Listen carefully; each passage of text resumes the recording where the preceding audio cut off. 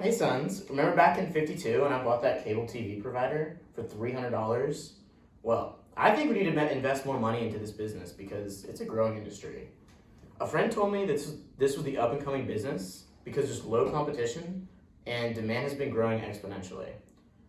While there are high costs of starting this company, once we're established, there will be high barriers of entry for other companies, leaving less competition and more money for us. That sounds like a great idea, Dad. What should we call it? How about Adelphia? It means brothers in Greek. Sounds good to me.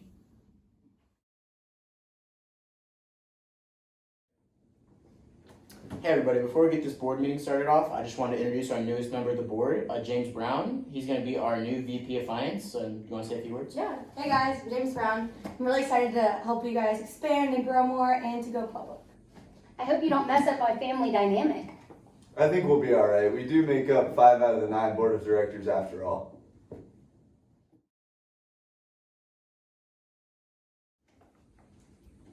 Hey guys, so let's recap how our company has been doing. We now own Adelphia Solutions and have acquired multiple companies in over a short period of time. We are up to 2 million subscribers and reach across almost 32 states. Anyone have any ideas of how to continue our growth? I've been looking into our liabilities, and I think we could decrease them by moving the money across our many subsidiaries, and that could lead to higher profits for Adelphia and definitely make our investors happy too. In our bank accounts, am I right? What'd you say? Hey guys, do you have fun in Buffalo last night at the hockey game? Yeah, I mean, hockey's not really my thing, but it was alright.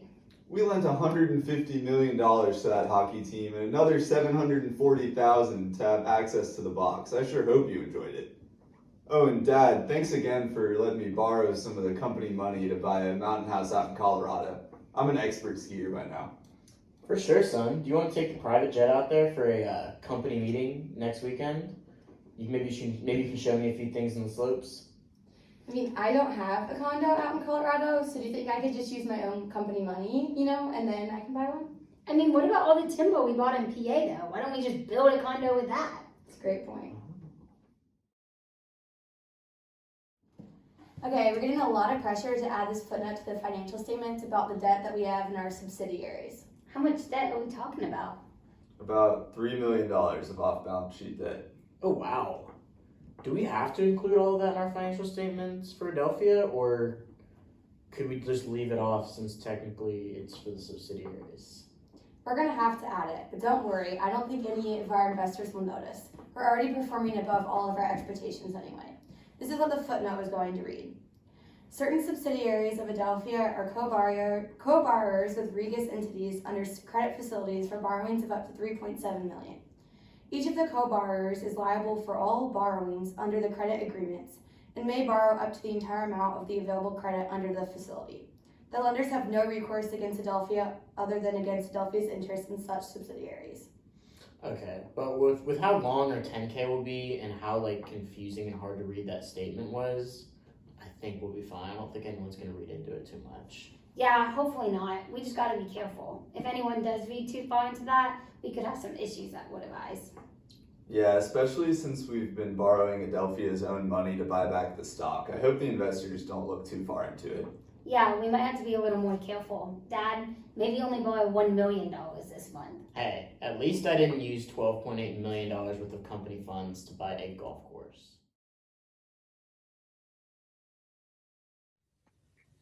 Hey, have you heard of this Adelphia cable company? I think this has the potential to be a really great investment. What do you think? Actually, I was looking through their financial statements the other day, and some things don't look quite right. Oh, wow. Let's check out their last few 10Ks. I'm surprised you mentioned that because Deloitte gave them an unqualified opinion. Yeah, but looking at their list of directors, it seems like the directors are all part of the Regus family. John Regus is the CEO, and all his sons are the executive directors. Wow, I guess the gang's all here, it looks like. This seems like it could be a huge risk for fraud. The opportunity element is definitely there, not to mention there'll be plenty of rationalization since they're a family business and have a lot of trust. Family businesses are typically more susceptible to fraud because there is more trust, which leads to less the typical security measures companies would take. Plus, collusion is easier to come by, and there's an added pressure to just follow along and do what you're told because you don't want to become the outcast in the family. Exactly. And looking at this footnote, it states here that certain subsidiaries of Adelphia are co-borrowers with managed entities under credit facilities for borrowings of up to $3,751,250, which seems like a huge risk factor. Let's look at some relevant ratios. Yeah, so I just calculated their debt to equity ratios and compared it to Cablevision. Adelphia's debt to equity ratio is 4 times higher than industry average. Also, it's the only company that I have noticed with a ratio above 1. Yeah, and also there was an increase in related party transactions, which is always a cause of concern. At December 31st, 2000, Adelphia owned 59.4% of the Adelphia Business Solutions outstanding common stock and held 90.6% of the total voting power. It also seems like the family has bought a majority of these shares dating all the way back from 1998. I see Highland 2000 LP, an entity controlled by members of the family of John Regas, has bought millions of Class A and B stock. I wonder how they can afford all of this. Maybe we should give Tim Regas, the CFO, a call. Yeah, let me get him in.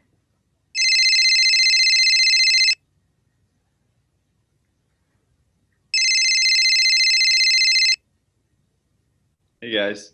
Hey, Tim. So Hey. we just wanted to know, how is your family able to afford and buy back more than $1 billion of the company's stock? Oh, so actually, I have to go. Oh, well, That was odd. yeah, that was odd. Well, I guess, how did Deloitte just now notice or not notice this? No, they're definitely going to see the implications of this. Big fines coming their way. I can't wait to see this in the news.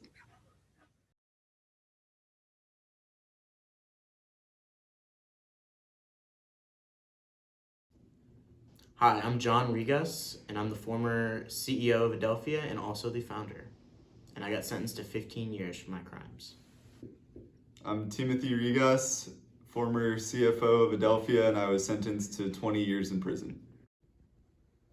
I'm Michael Vigas. I'm the former director of Adelphia. I pled guilty and was sentenced to 10 months of home confinement. Hi, I'm James Brown, and I was the former VP of Finance for Adelphia. I pled guilty and testified against the Regas family. The reason Adelphia rose to their power was that they entered the cable industry near the beginning, where companies were still growing throughout the nation. During the 20th century, there was not much competition or many substitutes within this industry, and buyer power was considered a weak force.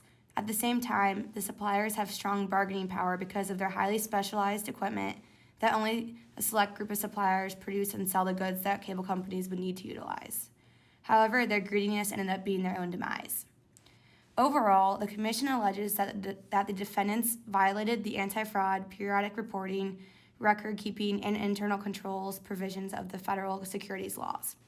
Adelphia fraudulently excluded $2.3 billion in liabilities from consolidated financial statements by hiding them in off-balance sheet affiliates. The company also falsified operations, statistics, and inflated earnings to meet and exceed Wall Street expectations. Finally, they concealed rampant self-dealing by the Regas family.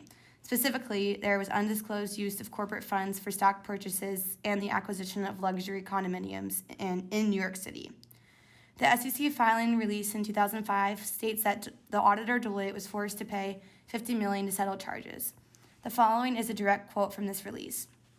Deloitte issued an audit report containing an unqualified opinion on Adelphia's financial statements for fiscal year 2000, while Deloitte knew or should have known that Adelphia A, failed to record all debt on its balance sheet or otherwise failed to disclose that it had improperly excluded $1.6 billion in debt from its balance sheet, B, failed to disclose significant related party transactions, and C, overstated its stockholders' equity by $375 million. In the federal court complaint, the SEC charged Deloitte with failing to implement audit procedures designed to detect the illegal acts at Adelphia.